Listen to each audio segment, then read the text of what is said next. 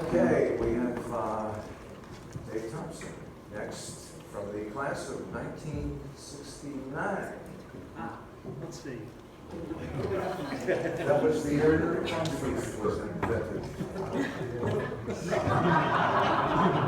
I had to throw that in at least once.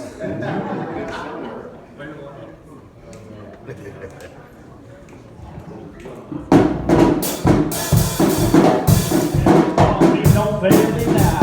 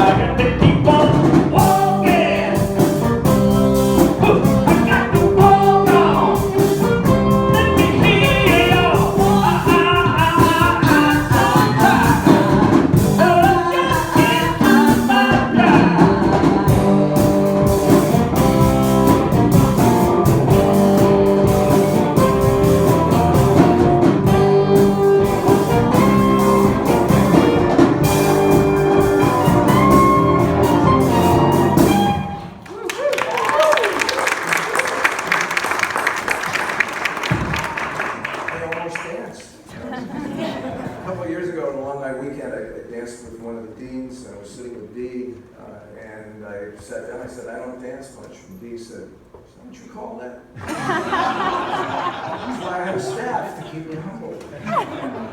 So, speaking of humbling experiences, if you haven't done radio as a performer, it's hard to explain how difficult it is day to day. It looks easy. You know, you just sit in a room and you talk. Or you sit in a room and you play songs and you talk. What the heck could be so hard about that? But with all due respects to our colleagues in film and television and print, you can have one hit movie or a TV series or a hit record and do a whole career on that. Radio, you have to be on your game every single day. And someone who has always done that, I met him the first week of freshman year at WECD, was Dave Thomson. It was Dave's work ethic, discipline, and a love of the disc jockey art that had him have a 50-year career where up until a couple of years ago when he had minor surgery, he never took a sick day. The saying in radio is, you're only as good as your last book, or now we say your last Nielsen PPM, your last show, or your last break. And Dave was someone who every break, he nailed it. Nailed it. Roger knows. Nailed it. We had a weird little roommate situation in Worcester. Dave and Roger and I shared an apartment. Dave worked at the opposition. He was at the enemy station across the street, and Roger and I worked for WAAB. Dave was at WORC, and Roger's right every day. He nailed it. He had an awesome career spanning, as I said, 50 years. Denver, Salt Lake City, Miami, the biggest market of them all, numero uno, New York City, where he did Afternoon Drive at 99X up against our idol, Big Dan Ingram. He later transitioned to mornings in Sacramento and spent 14 or 15 years with CBS Radio, hosting the morning show at their station in Sacramento, and then wrapped up his career last year in Fresno with iHeartMedia. I want to give you a little story to show you how Dave was held in such high esteem by our peers in the industry. 1995, I was getting back into the business after pursuing my graduate degree, and I took job as APD, Assistant Program Director, Music Director in Providence, at Coast 93.3. We had a consultant named Kerry Paul. Our first jock meeting, our first announcers meeting, Kerry passed out cassettes, and he said, I want you to listen to this guy, and as close as you can come to sounding like him will be as close as you will come to perfection. And I looked at the cassette, and the label said Dave Thomson. The pro's pro, the consummate professionals, Dave Thomson.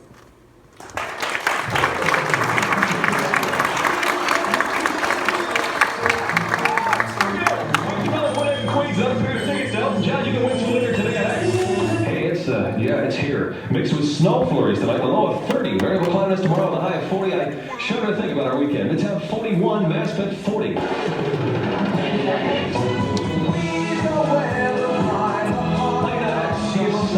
Neil Diamond, Longfellow Serenade with Dave Thomson between the Elton John concert tickets and your request this afternoon at 3:40 on the Super X. The new 105.7 WROR. Listen now as Jim Morrison shot puts a pumpkin. Oh, ever since his pants fell off, we knew Jim was trouble. But hey, it's Halloween week. What the heck? Here's the Doors from 1969. Thank you. 93Q. Well, it's a great group. It's an airborne virus. 93Q. That's London Boys. It's on London Nights. London Dave here. This is our London Doink. I love these theme shows. 93Q. Dave Thomson here. Hey, let's do the new. Pump up the jam. Pump up the jam. Jam up the pump. The jam. Wait. I think I'm both right here. Let's Technotronic work it out. I want to so.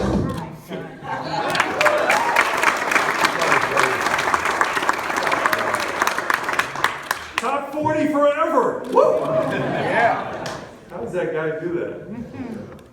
He's well-meaning.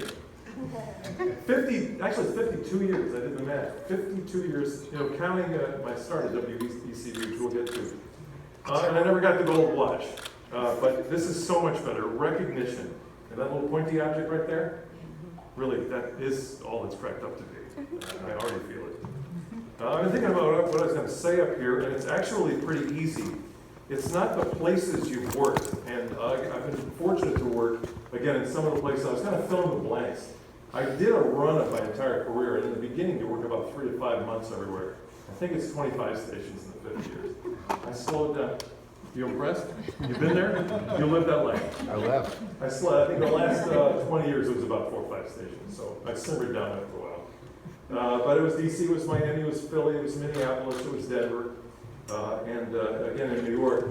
For some reason, I spent 3 years, from 73 to 76, in New York at 99X, and it must be a large city, because I got known by everybody. Those interchecks, one of the ones you heard, got passed around everywhere. So, again, it's been a wonderful journey.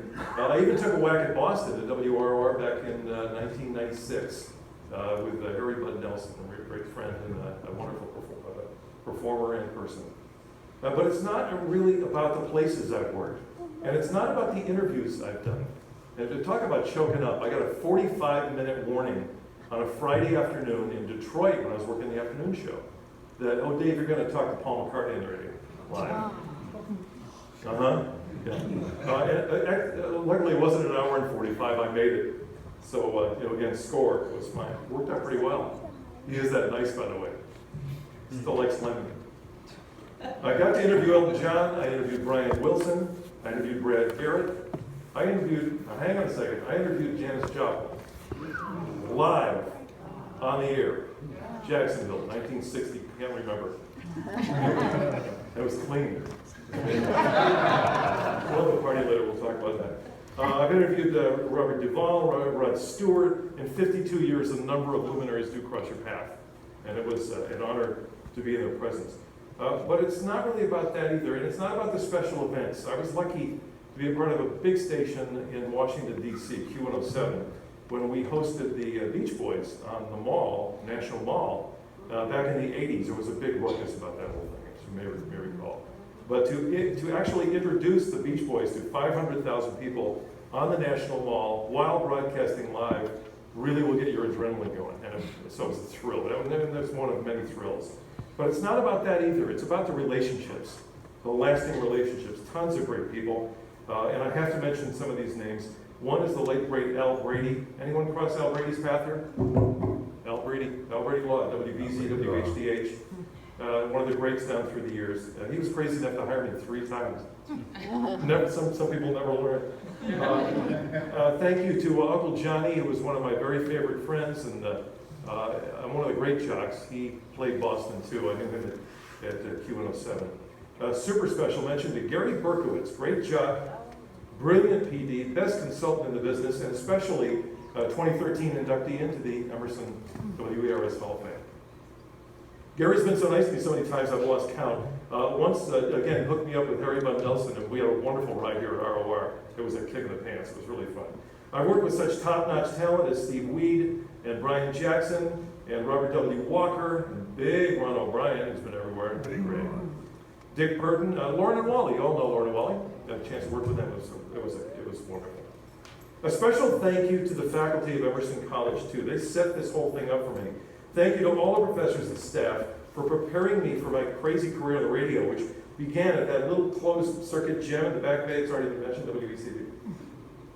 Emerson College Radio, my PD, eventual member of the Emerson Board of Directors, Vinny, America's Funniest Home Videos, DeBona, last year, an inductee again in the WERS Hall of Fame. It was my thrill. And it worked out for him, didn't it? Pretty much. Again, thanks to all those wonderful people that I've developed relationships with over the years. A special shout out to you know, it was Dr. Jack Casey of WERS. But down through the years, I met Emerson freshman year, 1965, and our relationship has grown. He is my very best radio buddy, and thanks so much for helping me attain this little pointy object today. Thank you, by the way. Don't play me off yet, band. I want to thank Eric, Knocking 'em Dead in LA. My son, raise your hand, Eric. Yeah. To his bride, Annie, beautiful, talented, and Knocking 'em Dead at UCLA. A special shout out and much love to my mom, who we've just visited in Amherst. She is a svelte and a wonderful and a healthy and happy. Her blood pressure is 120/70. Oh, she's 97. So, thank you, Mom. We're in here, but the wheels don't work so well. But thank you so much. And of course, a very special thank you, especially to my bride for all of those years in all those radio stations and all those Mayflower vans. It was a lot of work. It was a lot of miles. Is she smiling? She's smiling. Love you, honey. And finally, my fellow honorees, Linda, Roger, Deb, it is an honor to be in this hallowed circle. And thank you, and congratulations, by the way, to all of your many successes, all 3 of you. And to all of you for showing up today. Hopefully it was a fun show, and again, I'm so honored. Thank you.